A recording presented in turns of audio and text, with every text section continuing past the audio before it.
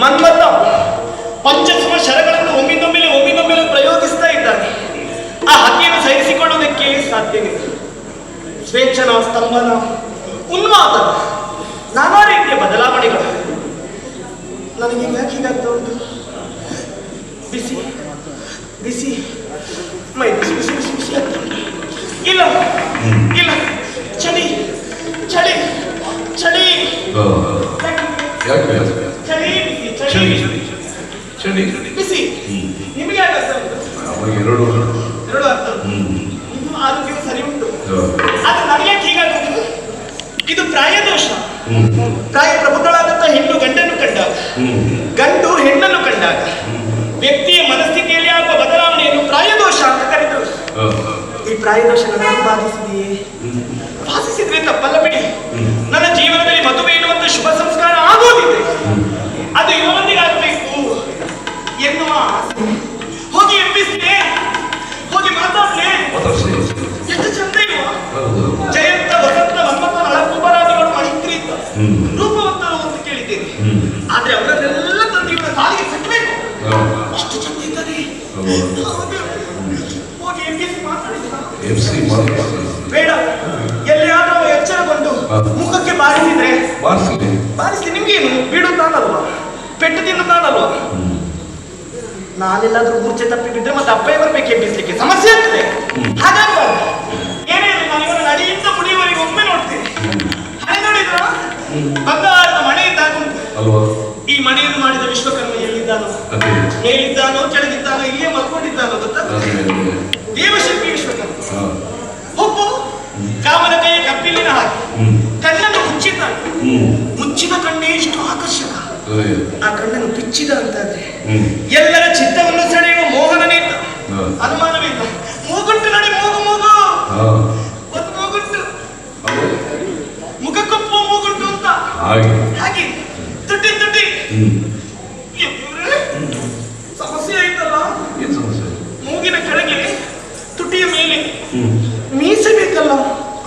ಪುರುಷರಿಗೆ ಪೌರುಷದ ಪತಾಕೆ ಯಾವುದು? ಮೀಸೆ. ಇವನಿಗೆ ಮೀಸೆ ಇಲ್ವಲ್ಲ? ನೋಡಿ, ಅವನಿಗೆಲ್ಲ ಮೀಸೆ. ನನ್ನ ಗೆಳತಿ ಹೇಳಿದ್ದು, ಯಾರಿಗೆ ಹೇಳ್ಬೇಡಿ, ನನ್ನ ಗೆಳತಿ ಜಲಜ ಹೇಳಿದ್ದು. ಅವಳಿಗೆ ಮದುವೆಗೆ 2 ಮಕ್ಕಳಾಯ್ತು. ಅವಳು ಹೇಳುದು ನನ್ನನ್ನು ಕರೆದು, ಏ ವಿಷಯ ಇಲ್ವಾ ಯಾರಲ್ಲಿ ಹೇಳ್ಬೇಡ, ಗಂಡಸರ ಮುತ್ತಿನ ಸವಿ ಹೆಚ್ಚುದು ಮೀಸೆ ಚುಚ್ಚಿದಾಗಂತೆ. ಇವನಿಗೆ ಮೀಸೆ ಇಲ್ವಲ್ಲ. ಮೀಸೆ ಇಲ್ಲಿದ್ರೇನು ಇನ್ನೊಂದು ಸುಖ ಇರ್ಬೋದು. ನೀಳವಾದ ತೋಳು, ಅಗಲವಾದ ಏನಿ, ಅಲ್ಲೋಡಿ ಸೊಂಟದಲ್ಲಿ ಗಂಟುಂಟು. ತಿಂಡಿ ಗಂಟ ಎಲ್ಲ ಕೆಲವರು ದೂರ ತಿರುಗಾಟಕ್ಕೆಲ್ಲ ಕೊಂಡೊಯ್ತಾರೆ. ಪ್ರವಾಸಿ ಅಲ್ಲಲ್ಲಿ ಮಲಗಿ ಆದ್ರೆ ಇದು ತಿಂಡಿ ಗಂಟಿನ ಹಾಗೆ ಕಾಣಿಸ್ತಾ ಇಲ್ಲ. ಗಾಢವಾಗಿ ನಿದ್ರಿಸ್ತಾ ಇದ್ದಾನೆ. ಆಗಾಗ ಗಂಟು ಮುಟ್ಟಿಕೊಳ್ತಾರೆ, ಮಲಗುತ್ತಾರೆ. ಹಾಗಾದ್ರೆ ಅದರೊಂದು ವಿಶೇಷವಾಗಿರ್ಬೋದು. ಬೇಡ, ಇವ ಯಾರು ಇರುವ ವಿಚಾರವನ್ನು ತಿಳಿಬಹುದೇ? ಏನೇ ಆಗಲಿ ಇವರ ಪರಿಚಯ ನನಗೆ ಆಗ್ಬೇಕು. ನೀವೊಂದು ಪುನರ್ ಮಾಡ್ತೀರಾ? ಏನ್ ಮಾಡ್ಬೇಕು? ನೀವು ಸ್ವಲ್ಪ ಕೆಳಗೆ ಬರ್ಬೇಕು. ಕೆಳಗೆ ಬಂದು ಆ ಗಂಟನ್ನು ಬಿಡಿಸಿ ವಿಷಯ ನಿನಗೆ ತೆಗೆದುಕೊಂಡು ಕೊಡಬೇಕು. ಯಾರ್ಯಾರ ಗಂಟ ನಮಗೆ ಆಗಪ್ಪ ಅವಸರ. ಒಳ್ಳೇದು.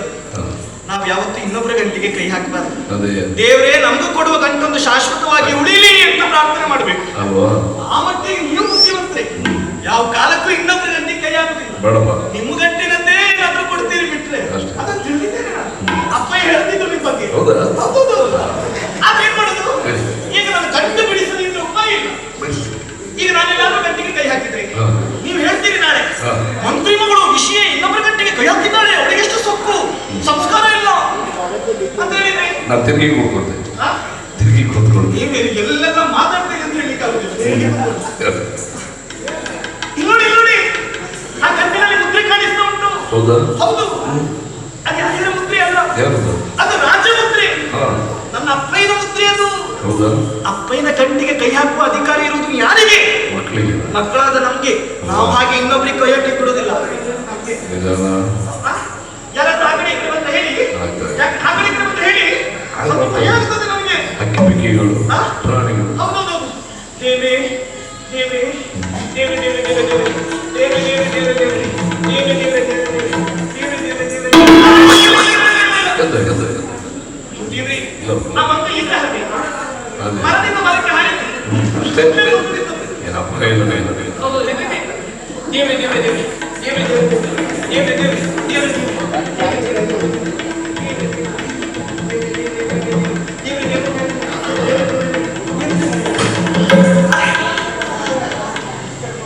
ಅಪ್ಪ, ನಮ್ಮ ಅಪ್ಪನ ಅಕ್ಷರ ನೋಡಿ.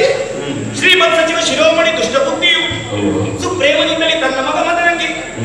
ಯಾರಿಗೆ ಹೇಳ್ಬೇಡಿ, ನಮ್ಮ ಅಪ್ಪನ ಅಕ್ಷರ ಎಷ್ಟು ಚಂದ ಗೊತ್ತಾ? ಕೆಸರಿನ ಮೇಲೆ ಕುಳಿತ ಕಾಗೆಯೊಂದು ಬಿಳಿ ಬಟ್ಟೆ ಮೇಲೆ ಕಾಲಿರಿಸಿ ಹೋದಾಗ ಹಾಗೆ ಅಷ್ಟು ಸುಲಭಕ್ಕೆ ಬೇರೆಯವರಿಗೆ ಓದಲಿಕ್ಕೂ ಆಗುದಿಲ್ಲ. ಸಚಿವ ಶಿರೋಮಣಿ ದುಷ್ಟಬುದ್ಧಿಯು ಸುಪ್ರೇಮನಿಂದಲೇ ತನ್ನ ಮಗ ಮದರಂಗಿ. ಅಣ್ಣನಿಗೆ ಬರೆದಿರುವಂತಹ ಪತ್ರ ಏನಿರ್ಬೋದು? ಮಿಗೆವರಿಸಿ ನೇಮಿಸಿದ ಕಾರ್ಯವೇ ಚಂದ್ರಹಾಸ ಮಹಾಹಿತ ನಿಮಗೆ. ಚಂದ್ರಹಾಸ ಆಗ್ಬೋದು, ನನಗೆ ಹೆಸರಾಗ್ಬೋದು ಚಂದ್ರಹಾಸ.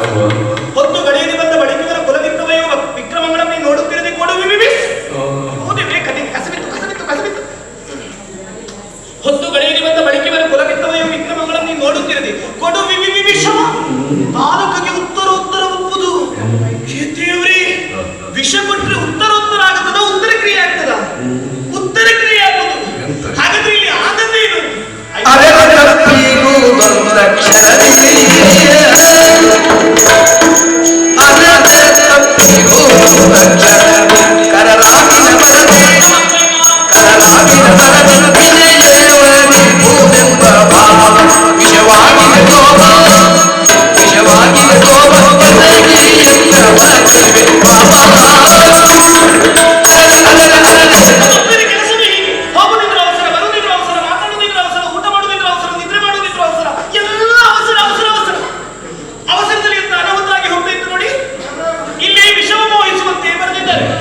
ಅದು ವಿಷಮ ಮೋಹಿಸುವಂತೆ ಅಲ್ಲ, ಮಗಳಾದ ವಿಷಯ ಮೋಹಿಸುವಂತೆ ಆಗ್ಬೇಕಿತ್ತು.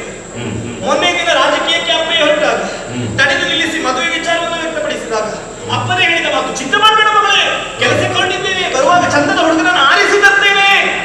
ಅಪ್ಪಯ್ಯ ಹೇಳಿದ್ದು ಕಳುಹಿಸಿದ ಹುಡುಗ ಇವನೇ ಇರ್ಬೋದೇ? ಹಾಗಾದ್ರೆ ಇಲ್ಲಿ ಆಗ್ಬೇಕಾದೇನು? ವಿಷವ ಅಲ್ಲ, ವಿಷಯ. ಅಕ್ಷರವನ್ನು ತಿದ್ದಬೇಕು ಅಂತಂದ್ರೆ ಲೇಖನೆ ಬೇಕಲ್ಲ. ನಿಮ್ಮಲ್ಲಿ ಲೇಖನೆ ಇದೆಯಾ? ನೀವು ಕೊಡ್ತಿದ್ರೆ ಏನಂತ ಇಲ್ಲಿ ನೋಡಿ.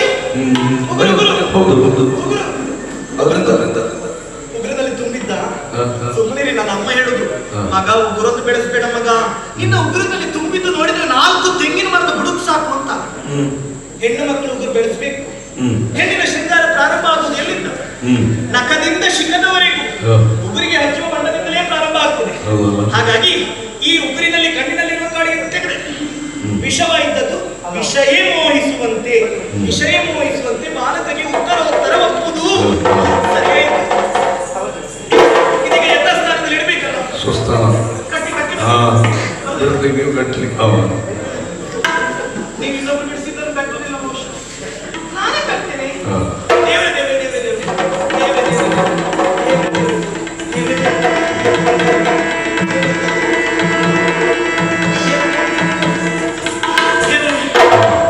ಒಂದು ದೇವಸ್ಥಾನ ಕಟ್ಟಿದಷ್ಟು ಕೆಲಸ ಇತ್ತು ಗೊತ್ತುಂಟ.